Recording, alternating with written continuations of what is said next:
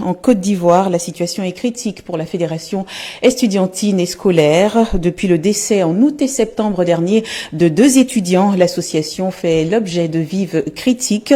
Tout récemment, son siège situé au campus de l'université Houphouët-Boigny d'Abidjan-Cocody a été boycotté. D'après certaines sources, l'association serait en voie de dissolution. Les explications dans ce reportage d'Olivia Bossal.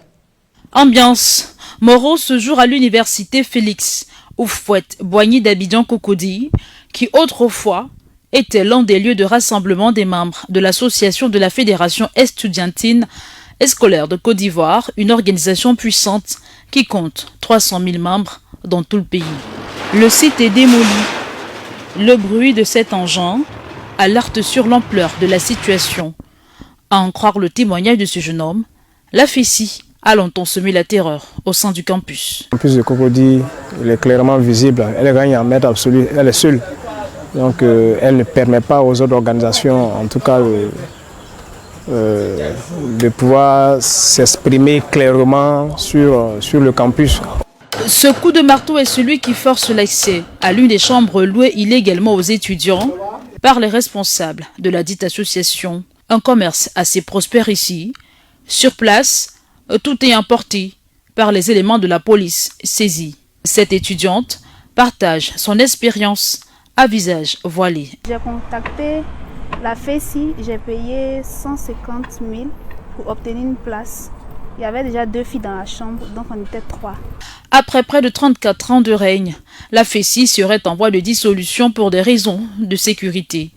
Violence, humiliation, raquettes, depuis des années, sont à son actif. Il est également reproché à l'association des vices, comme des assassinats de certains étudiants, parfois opposés à leurs idéaux.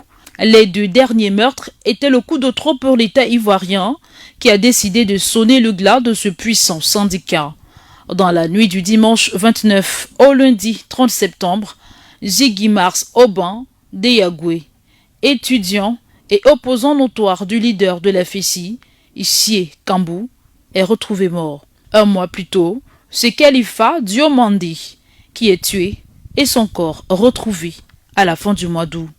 Les enquêtes, toujours en cours, impliquent 6 présumés assassins, tous membres de la FESI. Le témoignage de cet ex-agent de sécurité sous couvert d'anonymat fait froid dans le dos. Les gens fumaient la drogue, ils se livraient à la prostitution. C'était un lieu de commerce et de correction des services corporels infligés aussi bien aux éléments de la FESI même qu'à certaines personnes, tout bien, parce que c'était vraiment des images un peu. Les cris même étaient atroces, hein, à 20-30 mètres on entendait les cris, donc c'était des trucs. Et ils avaient des bacs de brûlures, des plaies sur les fesses et tout ça.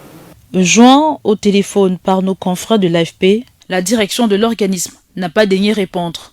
À sa création, la FESI était un mouvement de revendication avec à sa tête comme leader Guillaume Soro, l'ex-premier ministre, aujourd'hui en exil, et Charles Blé Goudé. Sa réputation avec le temps s'est dégradée. Plusieurs témoignages fustigent une outrecuidance. Des révélations pour leur confirmer par les conclusions des premières enquêtes de la police. Cette sortie est un ouf de soulagement. La FESI, butée face à la détermination de l'État ivoirien, est à son crépuscule. Des jours encore plus sombres s'annoncent pour ses milliers de membres.